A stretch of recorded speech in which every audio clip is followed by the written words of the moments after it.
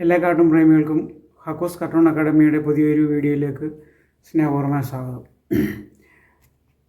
കേരള രാഷ്ട്രീയത്തിലെ ഏറ്റവും മലിനമായ ഒരു സംഭവത്തിനെ പടിയടച്ച് പിണ്ടമയ്ക്കാൻ കഴിഞ്ഞു എന്നുള്ളതാണ് ഈ നിലമ്പൂർ ഉപതെരഞ്ഞെടുപ്പിലുണ്ടായ ഒരു പ്രധാന നേട്ടം. അതായത് വാക്കിനും പ്രവർത്തിക്കും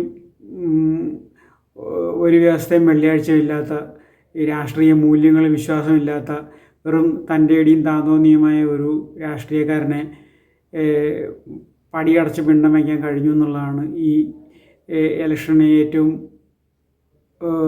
മഹത്തായ ഒരു ഗുണമുണ്ടായത്. ആ ഗുണം ഉണ്ടായ സമയത്ത് അദ്ദേഹത്തിൻ്റെ പിൻബലമില്ലാതെ UDF ജയിച്ച്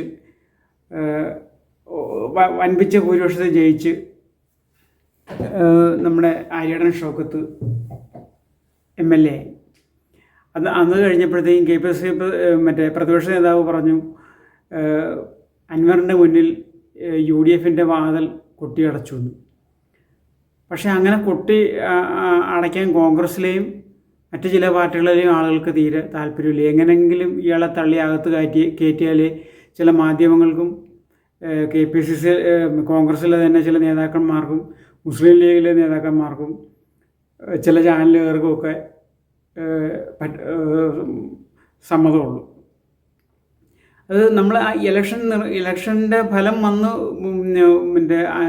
ആര്യടൻ ഷൗക്കത്തിൻ്റെ ഭൂരിപക്ഷം അങ്ങ് കുത്തനെ ഉയർന്നുകൊണ്ടിരിക്കുമ്പോഴും ചാനലിൽ ഈ കമൻ്ററി കൊടുക്കുന്ന കമൻറ്റേറ്റർമാർ പറയുന്നത്, അൻവറിനെ വോട്ട് പിടിച്ചിരുന്നെങ്കിൽ ഇതിലും കൂടുതൽ വോട്ട് കിട്ടിയെന്നെ, അൻവറിനെ വോട്ട് പിടിച്ചിരുന്നെങ്കിൽ ഇതിൽ കൂടുതൽ വോട്ട് കിട്ടിച്ചെന്ന്.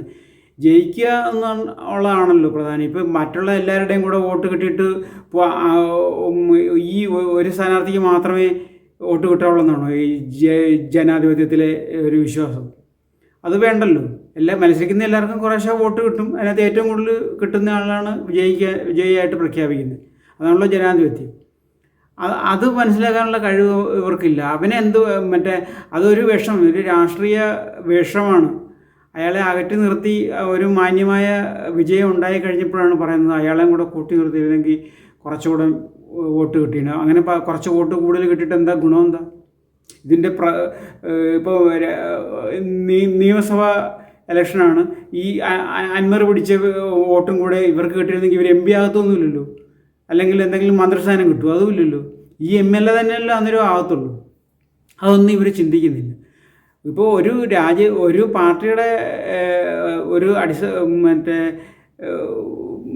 താല്പര്യം സംരക്ഷിക്കാൻ അതിൻ്റെ ഉന്നത നേതാക്കൾക്കൊരു കടമയില്ലേ, അതിൻ്റെ ഒരു അവകാശമില്ലേ? അതല്ലേ അവർ ചെയ്യുന്നത്. അപ്പോഴത്തേക്കും എന്നാൽ ഇവരുടെ ആരുടെയും ചിലവിൽ ഇവനെ വളർത്തിക്കൊണ്ടുവരാൻ ആരും സമ്മതിക്കത്തുമില്ല. അപ്പോൾ ഈ ഒരു അവസരത്തിൽ നമ്മൾ നമുക്ക് അറിഞ്ഞുകൂടാ. ഇപ്പോൾ പ്രതിപക്ഷ നേതാവ് ഇങ്ങനെ പറഞ്ഞെങ്കിലും ഇവൻ തള്ളി തുറന്ന് എങ്ങനെയെങ്കിലും അകത്ത് കയറും, വാതിൽ തള്ളി തുറന്ന് അകത്ത് കയറും. അതാണ് ഇവൻ്റെ ഒരു കയ്യിലിരിപ്പ്.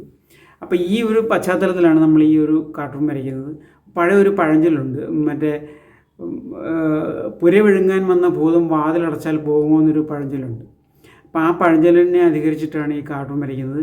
ഇപ്പം ഒരർത്ഥത്തിൽ പറഞ്ഞാൽ നമ്മുടെ പ്രതിപക്ഷ നേതാവ് എത്ര വാതിലടച്ച് പിടിച്ചാലും ഈ ഭൂതം ചിലപ്പം വിഴുങ്ങും.